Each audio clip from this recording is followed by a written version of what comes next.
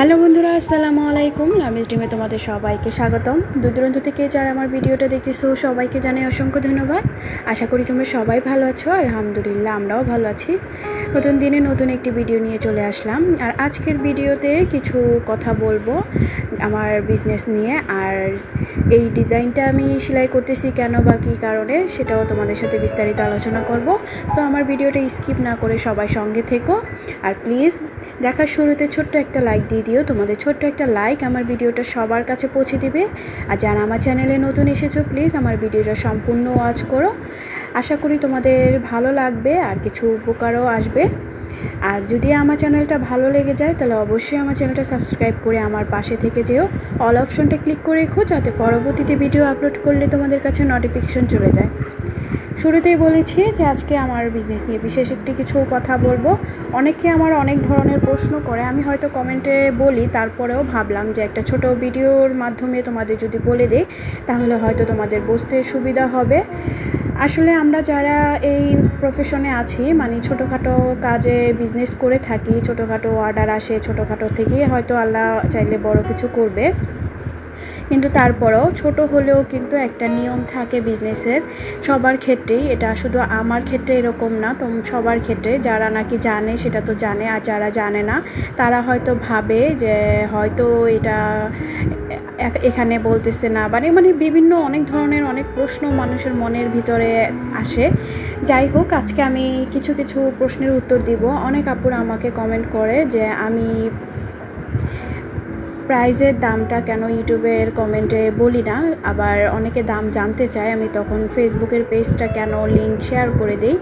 আসলে অনেক আপুরা কষ্ট করে যারা নাকি নেওয়ার বা অর্ডার দেওয়ার তারা ঠিকই আমার ফেসবুক পেজে লিঙ্কে যায়, আবার কমেন্ট করে বা ইনবক্স করে, কিন্তু অনেক আপুরা আছে যে ভাবে যে আমি ইউটিউবে দাম বলতেছি না তাই হয়তো কোনো ঘাবলা আছে বা কিছু একটা।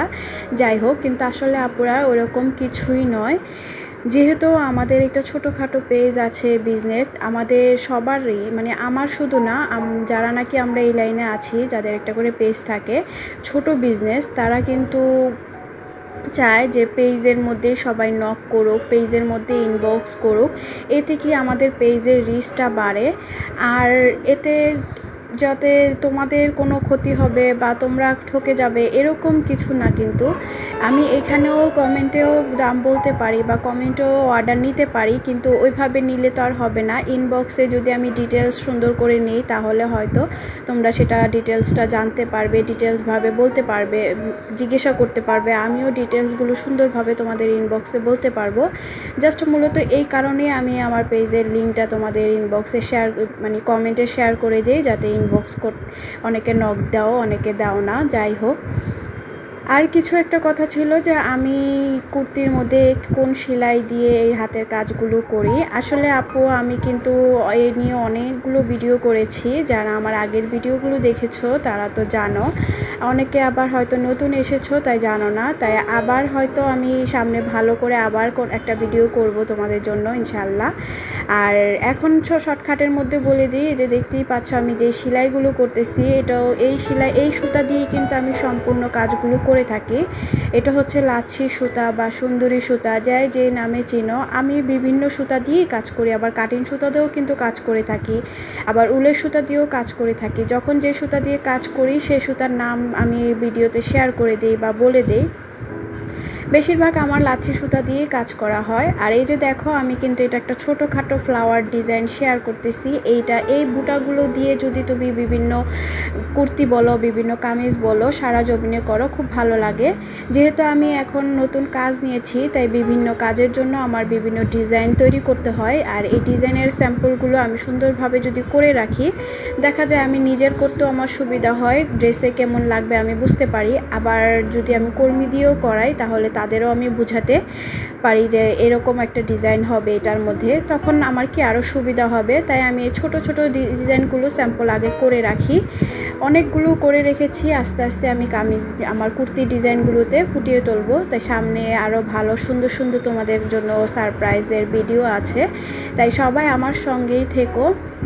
আর আশা করি অনেকের কিছু কিছু প্রশ্নের উত্তর আমি দিতে পেরেছি। আবার যারা নাকি জানতে চেয়েছিলে যে আমি কুর্তিগুলো কিভাবে সেল করি, আসলে আমি যেহেতু ছোটোখাটো বিজনেসম্যান, তাই আমার কুর্তি সেলের জন্য আমি আগে অর্ডারটা নিয়ে নিই, তারপরে সময় নিয়ে আমি কুর্তিটা করে দিই। যেহেতু আমার কুর্তির একটা বিশেষত্ব হচ্ছে অনেকে ফ্রি সাইজ অনেক কিছু বানিয়ে রেডিমেডের মতো তৈরি করে, কিন্তু আমি যেহেতু হাতের কাজ জানি, টেলারের কাজ জানি, তাই আমার বিশেষত এই একটাই যে কেউ কারো যাতে বাসায় নিয়ে আর কোনো ফিটিং করার লাগে না, কোনো কিছু ঝামেলা না লাগে। যার যার মাপ অনুযায়ী আমি তাদের সেইভাবে অর্ডার দিয়ে থাকি কুর্তি বানিয়ে। তাই হয়তো একটু সময় লাগে। যারা জানে, যেসব আপুরা বোঝে, তারা সেই সময়টুকু আমাকে দেয়। আর যারা বোঝো না তাদেরকে আমি এই যে বলেই দিলাম, বুঝতেই পারছো যে কেন দেরিটা হয়।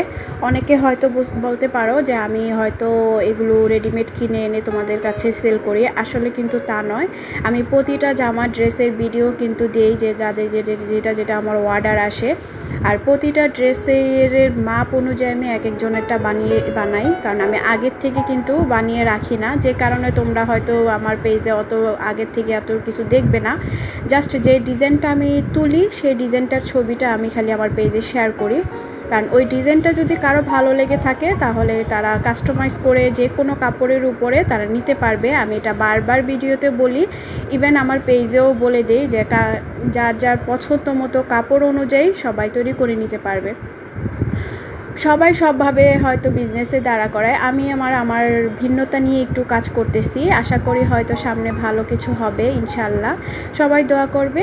আজকে এ পর্যন্তই। সবাই ভালো থেকো, সুস্থ থেকো। দেখা হবে নেক্সট কোনো ভিডিওতে। আল্লাহ হাফেজ।